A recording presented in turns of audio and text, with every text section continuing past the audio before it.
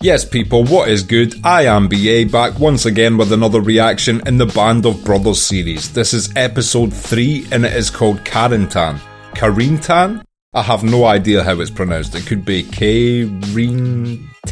It's definitely not that. I've probably got it wrong. I'm going with Karintan. Yeah, that's my guess. Anyway, last episode was basically an entire battle episode focusing on their first mission, coming through the skies of Normandy at night, taking heavy fire as they entered the area, it being an absolute confusing mess when they hit the ground, and then they were finally able to find a few of one another on the ground and get a small group together, and from there they made it their mission to take out the German anti-aircraft artillery. So the whole episode was basically their battle through this confusing war zone on the ground, and then finishing with them taking out these gunners. An incredible episode. I'm up to 2 names memorised so far. We've got Malarkey and the guy in charge, Dick.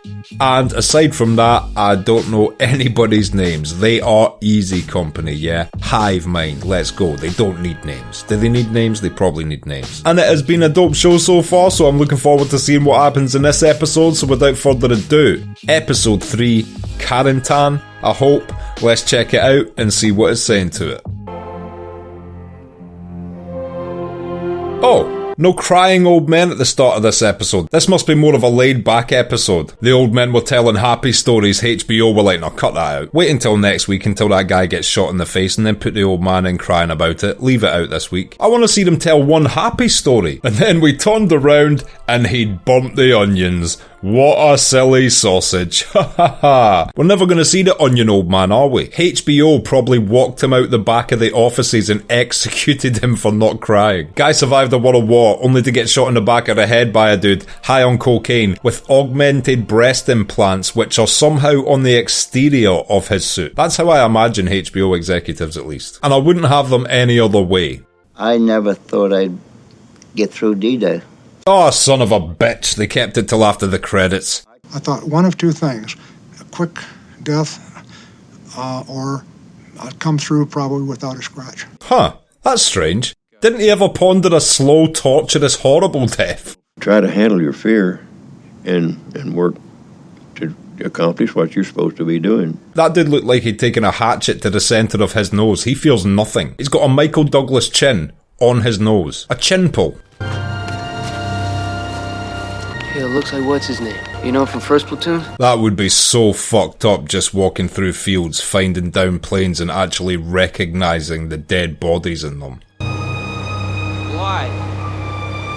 Hey, Blythe. I wonder why he's looking up like that. Is he just tripping out like, man, it's such a nice day and last night up there was hell on earth? Thought that was you. I'm gonna say it one last time. Bring back filming things on 35mm. The camera quality shits on digital technology. It really does. It makes it almost look like a painting, but with the quality of a picture. So it's like, you know these people that can do perfect life-like drawings? It's like watching a constantly moving version of that almost. Yeah, that's real stuff, man. Yeah, of course. You like like this? Nice! I always thought, while synonymous with Nazis, the swastika would have been a brilliant design for a ninja star. Thank God the Nazis never brought those into the battlefield. It would have made them historically cooler, which is horrific considering how fucked up they were. They can't look cool. So, we lost anybody? Tommy Bird just took one in the face. Every single company on the ground had to have lost troops getting in. Like, the way those planes were getting shot up, you would have had to have been a 1 in 1,000 chance of your company not taking a single fatality just getting to the ground. Lieutenant, I'll take point. Cobra will be lead scout. Blythe, glad you could join us. Thank you, sir. Shit, this is going to be so hard to keep up with names and faces because not only was I finding it hard to remember the names and faces from the last 2 episodes, but they are once again introducing new characters to me, or at least characters I do not remember from the previous 2 episodes. Are we even supposed to be remembering characters in this show, or does it just fluctuate between different people within the giant team that is Easy Company?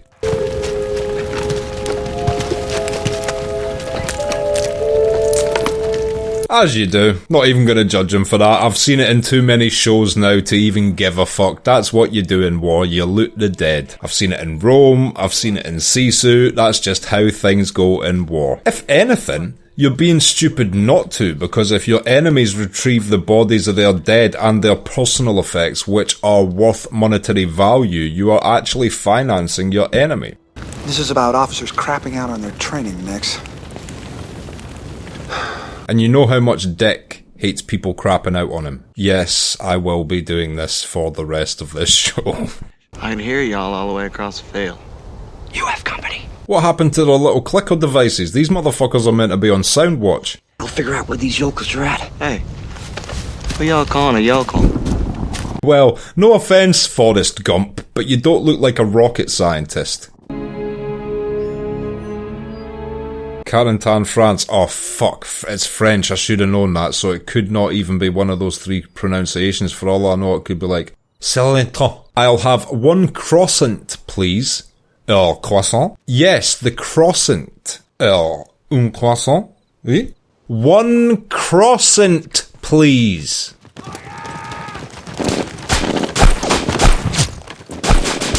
Ah man, to be fair, they were kinda asking for this ambush. They were on an open road walking towards a place with like 27 windows, just waiting to sneak attack them. Perfect place for people to hunker down and just shoot at whoever's approaching them.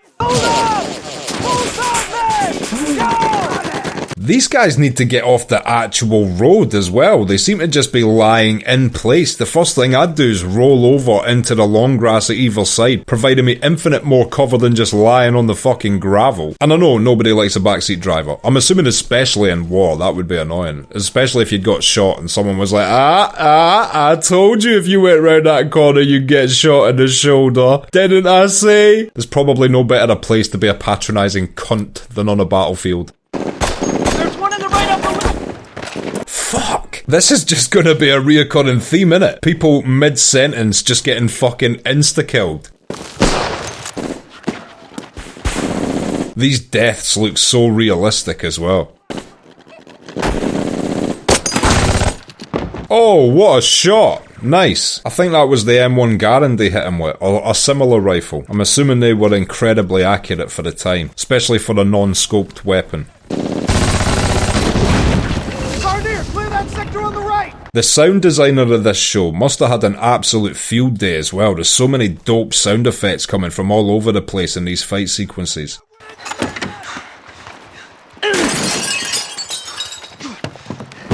I've never seen somebody hate a window more than he hated that fucking window. Probably not the best idea to walk out of your cover, but I can accept that he must have been a bit disorientated having just taken a rocket to the face.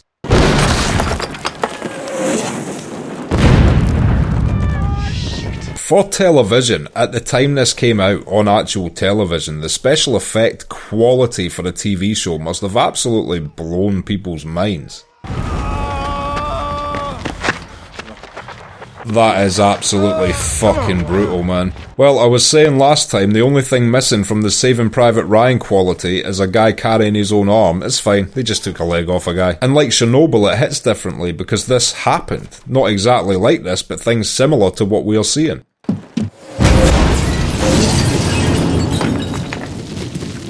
Well, that's him dead. No way, he survived that. That is them yokel genes. This guy's got a red neck and a titanium skeleton. Fucking hell, that is so brutal. Okay, we're gonna get you fixed up, alright? I want you to tell my sister to look after our son. Crazy fools, the Irish. You should know. Why do the Scottish and Irish always get portrayed as crazy in these things? I don't get it. I'm gonna track down the person that writes it and stab him in his face. Oh my god. Imagine getting shot in a little puddle in a field. It's like gunning down a pack of flamingos. We'll tell your CO 506 arrived in force and secured all positions south of you. Oh, I was about to say this episode ain't going as good for them as last episode did, but to be honest, last episode was rough as fuck for them as well. It was just, it ended on a high note, but they are getting body bagged right now.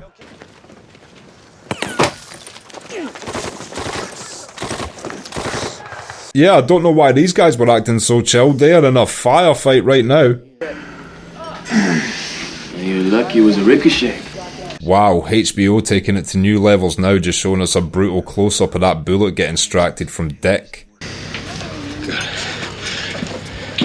You know that soldier there? We've seen him a few times now. He was the one with the good hand gestures. Maybe I'm wrong here, but is it just me, or does he have jarringly not a natural hair colour? Like he's literally bleached his eyebrows and head. Is that this actor's natural hair colour, or am I accurate with that? In which case, in a time of war, it's fucking incredibly distracting. What is this dude in the tent putting peroxide on? He would get M1 guaranteed so fast in my platoon. I don't know, sir. But things, they just kind of went black on me. Are they displaying cowardice or shell shock here? Seems like genuine shell shock. I didn't want to let anyone down.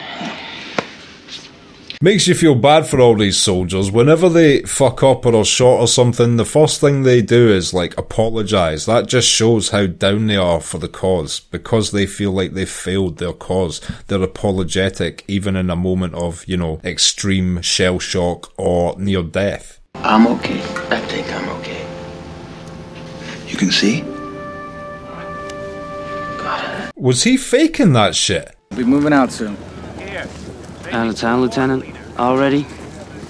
That's right. I don't think it was worth taking this town. It's completely abandoned and lacks resources, so it's only a strategic position. And it seems like the Germans know they would lose units reclaiming it, whereas these guys just lost a bunch of people taking it. So that's probably like a W for the Germans, and they'll just keep other strongholds and not go back to that area. Of course, if you do that every time they take one, you lose your country. But if you do it every now and again when you realise they've lost more troops than it's worth to reclaim it kind of thing, it works in your favour in a numbers game. Spears comes across this group of Kraut prisoners, digging a hole or some such, under guard and all. I bet you there's probably been like serial killers in every war, or in at least a few wars, who have just went about shooting their own guys in the back of the head and going like, yep, Germans got him, just because they pissed them off or something. I heard he didn't do it. Isn't that the same guy that killed the American who was fighting on the German side last episode? Just as I was talking about serial killers. All except one guy, who we left alone. Well, all I know, from what I heard, he took that last 105 on D-Day. Ah, man, I wonder what version of the story is an accurate one as well, but whichever one, they're painting this guy out to be an absolute psychopath. Maybe none of them are true. I didn't see any of it. Let's go! First platoon, weapons on me! And you might think, well, a war zone's a perfect place for a maniac, just let them loose and go and kill people, but it has to be more sophisticated than that. Obviously, the perfect example is Chris Kyle. Movie was made about him, painted to be like the deadliest sniper in American history, a hero, etc. But if you actually dig deeply into it, you'll see that a lot of the people who knew of him in the military felt like he was just opening fire on fucking any guy, and then claiming he was an enemy. We're never in the middle, and we're the 5th of 9 companies of this regiment, able to item. I understand what he's saying, it's incredibly dangerous, but I do think it's complementary reasons. They think this company is a good one.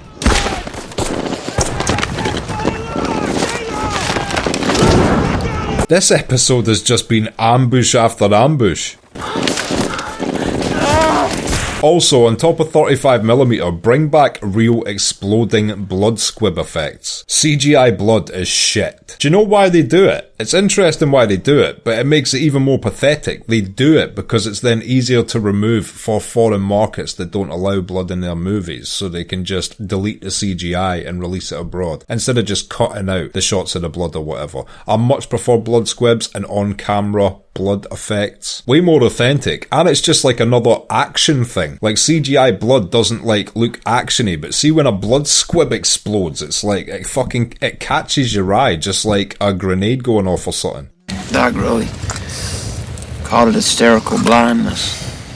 Hysterical blindness? I did not know that was a thing. Did he say hysterical blindness? Just do what you have to do. Like you did on D-Day, sir?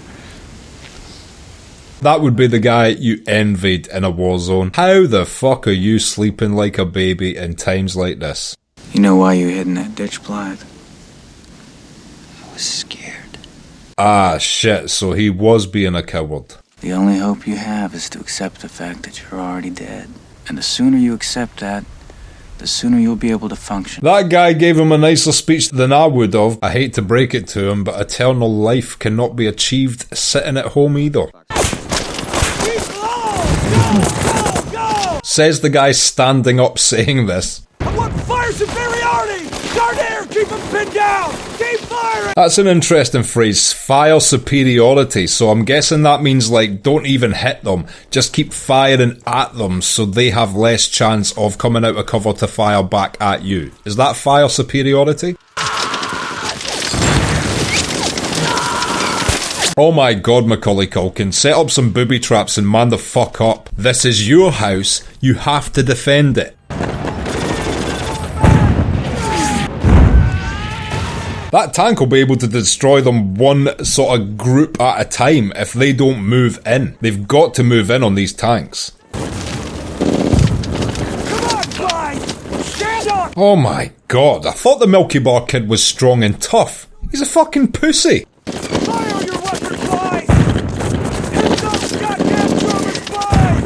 When you cry, you look like Tobey Maguire. There you go, pop some shots, get the feel for it. Wait until he hears the magazine ping, he'll be addicted. There's time for Anakin in the Phantom Menace to redeem himself yet. Oh, I'm never gonna run out of these, don't you worry.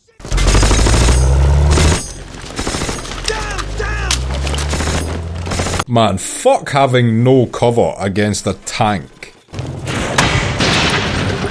I knew you'd get me killed! Ah, shit. It didn't even dent it. That looked like a direct hit on the gunner as well. Fucking hell. I never thought I'd be saying this, but, like, big up the pyrotechnic guy. These explosions are immense. What was the budget of these episodes? Steven Spielberg must have been pulling in the favours. He probably filmed this in his back garden. Yeah, you know what? This is a retreat situation. They've got ground troops, they've got tanks. You're just going to take so many casualties right now if you don't fall the fuck back. Nice. Team America brought the Sherman in. I think it's a Sherman.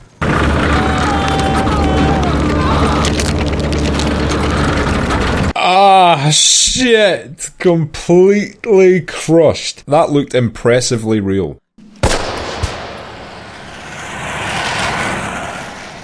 You have finally popped your cherry. Congratulations, Meg Ryan.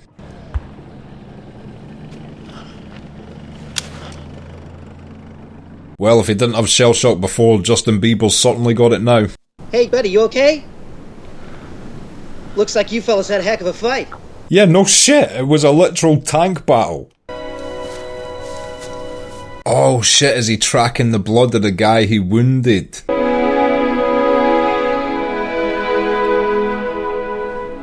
At least the guy went out smiling. It's not every day you get to meet Ellen DeGeneres.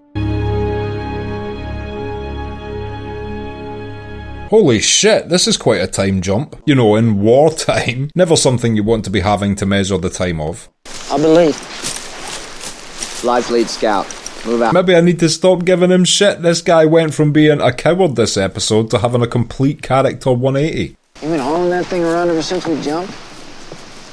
Gonna send it to Kitty when we get back to England. Don't ever talk about your plans after the war. The golden rule of war movies. If I was in these movies and the guy was like, so what's your plans after this? I'd be like, nothing. Nothing at all. You're not gonna settle down, start a family. Nope. Happy here if anything. Got no plans. Here we go again. Covering fire!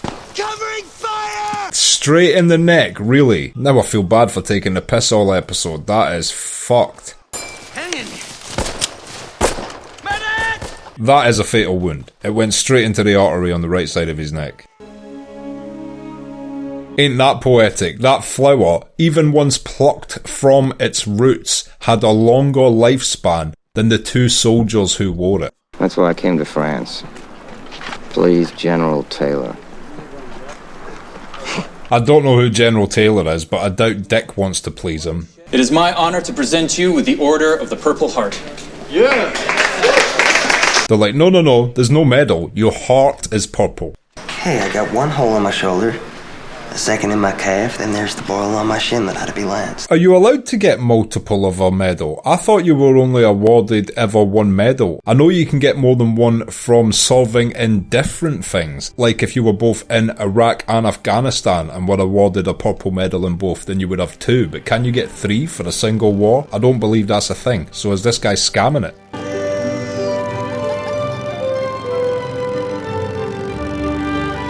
And this is cool, you know, signifying that once they do actually liberate little parts of the country, that this is a sort of return to freedom and normality almost in amongst all the chaos. 17th Street. That Front Street. Hey. Yeah, sit down. That must be so cool when you meet someone from your area. Make you feel a bit more at home, I guess, in such a place far away from it. Training exercise scheduled for 2200 has been cancelled. You know what, as much as I was an advocate for them training very hard before they got to war, now that they're at war, they do deserve downtime in amongst, you know, dying. Actually, it's Sergeant Malarkey now, ma'am. I just got promoted. Oh, lovely. Malarkey deserved that promotion. Would you like a cup of tea? No, thank you. I'm in a hell of a bit of a hurry. Is this going to be a love story subplot, Malarkey and the nice dry cleaning lady? Forgotten his laundry. Oh no, he's dead. Shitty way for Malarkey to find that out though. Sergeant Evans, Private Moyer, Blozer, Gray. Fuck. This is just all the dead people's dry cleaning. Ah, that's so dark.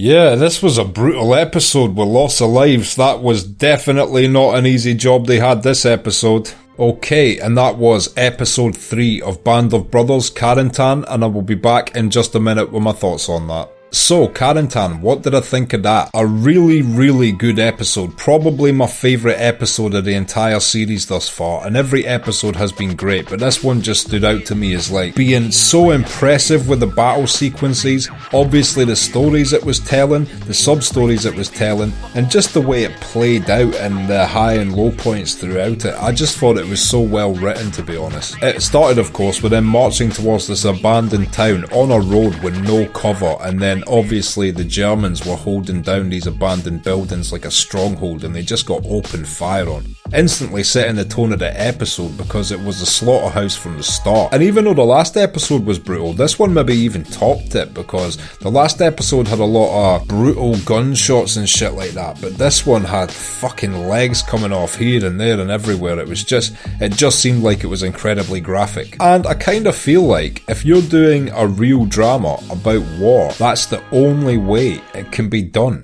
Otherwise it's not real. It's some sugar-coated bullshit that just does not portray it how it was, because how it was is just uncomfortable to watch, and that was in many places uncomfortable to watch. And yeah, just after they take that place, they are now walking to a second location and get snuck attack again, this time by tanks. And again, they basically had zero cover. There was a few trees around them, but most of them were out in the open in the field. A lot of them just got gunned down as well by machine gun fire, because not only was there tanks, there was also units. There was also ground soldiers accompanying the tanks. And then we got introduced to, I forget his name because I was taking the piss the whole episode, but you know the one, Jared Leto in Fight Club. And I did speculate the very first time we saw him if it was cowardice, but then after having watched him for a while, I actually thought it was maybe the beginnings of shell shock. But yeah, it was uncovered later on the episode that it was actually cowardice he had hidden in the initial ditch he landed in, and he let his fear get the better of him, which I'm assuming some people would in a time of war. Some people don't understand. Some people feel fear and think, oh, I'm afraid I can't do that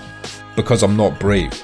But bravery doesn't exist without fear. That's insanity to not feel fear. That is like a malfunction of the natural process a human brain is supposed to make in order for your survival instinct to keep you alive. Bravery comes from understanding the fear and then walking through it to do what you have to do anyway. and that is the only way bravery can ever be attained. And I thought all hope was lost for him, but he got a little pep talk off a soldier, and it actually resonated with him. And during that second sneak attack, at first it was almost like maniacal, like he had to overcome his fear by putting himself in a state of frenzy, and he just started opening fire with the M1 Garand. But after he realised this was something that was going okay for him and he got into the swing of it, he actually took a guy out and in a single episode basically redeemed himself and became a brave guy that understood that he needed to do what he needed to do. And on top of that, he put his hand up to lead the charge of the next attack, which tragically led to him getting shot in the neck and dying. And I don't know if they had some sort of moral story to tell us with how that went, or just like, hey, that's brutal and that's how it is. But yeah, the whole arc he had this episode was just kind of a tragic one, to be honest, but at least he redeemed himself before death. But there's so many angles you can look at that storyline from, like, well yeah, he was right to be afraid, he inevitably died, his instinct was correct, and had he have continued to be afraid, he would have lived. But also, you are here to win a war. You are staring death in the face. At that point, if you have not come to terms with that, you shouldn't be there in the first place. But yeah, I loved that little story arc, and in amongst the two sneak attacks and all the action this episode, plus that, this was just incredible. And then they topped it off with that heartbreaking scene of Malarkey going to the dry cleaners and realising just how many people had been lost the previous day due to all the non-collected clothes. And as someone who tries to write screenplays and stuff like that myself when I get the chance, I have to say that, like, for my personal taste, this was an incredibly written episode. And I am looking forward to seeing what happens next week. If you've liked this video, click like, subscribe to the channel to see more videos like this, ring the bell to be notified as to when they drop. If there's anything you want to talk about, comment down below, and share this around to anyone you think might appreciate it or want to watch these reactions along with us. My Patreon link is down in the description. If you become a patron, you get access to my blog, you get access to these reactions I put on YouTube a month and a half in advance, and you also get access to full-length versions of everything I react to. So consider becoming a patron, it helps me and my channel out so much, and until next time, I have been BA, peace.